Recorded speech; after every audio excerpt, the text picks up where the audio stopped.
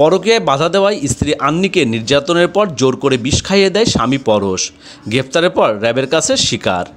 বাগাতিপাড়া প্রতিনিধির পাঠানো তথ্য ও ছবিতে বিস্তারিত।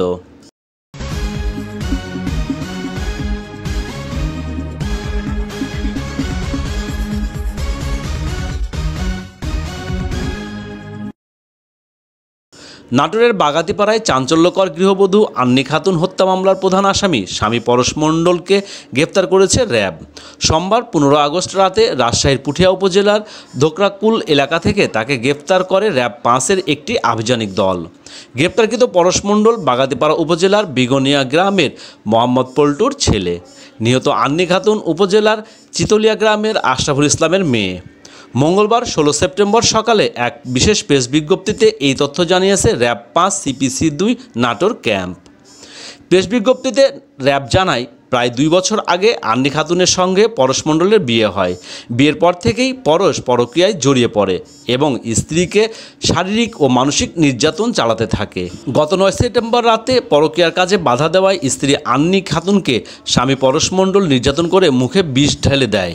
পরবর্তীতে অসুস্থ অবস্থায় আন্নিকে উপজেলা স্বাস্থ্য কমপ্লেক্সে নেওয়া হলে সেখানে প্রাথমিক চিকিৎসার পর রাজশাহী মেডিকেল কলেজ হাসপাতালে স্থানান্তর করা হয়।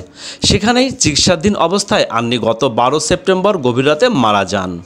র্যাব জানায়, এ ঘটনায় আন্নি খাতুনের ভাই বোরহানুল ইসলাম বাদী হয়ে আন্নির স্বামী পরশ মণ্ডল, ননদ পলি খাতুন ও তার স্বামী আনোয়ার হোসেন, শাশুড়ি খোদেজা বেগম এবং শ্বশুর পল্টুর নাম উল্লেখ সহ অজ্ঞাতনামা 2-3 জনের বিরুদ্ধে থানায় হত্যা মামলা দায়ের করেন। এরপর থেকেই মামলার প্রকৃত রহস্য উদ্ঘাটন ও আসামিদের ধরতে মাঠে নামে র্যাবের একটি দল। টানা অভিযানের অংশ হিসেবে সোমবার 15 সেপ্টেম্বর সন্ধ্যার পর রাজশাহীর পুঠিয়া উপজেলার ধোকরাকুল এলাকা থেকে ওই মামলার প্রধান আসামি আন্নির স্বামী পরশ মণ্ডলকে গ্রেপ্তার করতে সক্ষম হন তারা। র্যাব আরও জানিয়েছে, পরশ তার স্ত্রীকে শয়নকক্ষে আটকে রেখে এলোপাতাড়ি মারধর করে এবং জোরপূর্বক বিষপান করায় বলে প্রাথমিক তদন্তে উঠে এসেছে এবং প্রাথমিক জিজ্ঞাসাবাদেও পরশ মণ্ডল ঘটনার সত্যতা স্বীকার করেছে। পরে সোমবার রাতেই তাকে বাগাতিপাড়া থানায় হস্তান্তর করা হয়।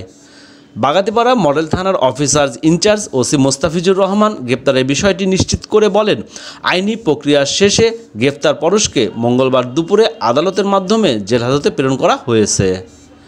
আল Aftab Khan Sweet, desk report, channel A news.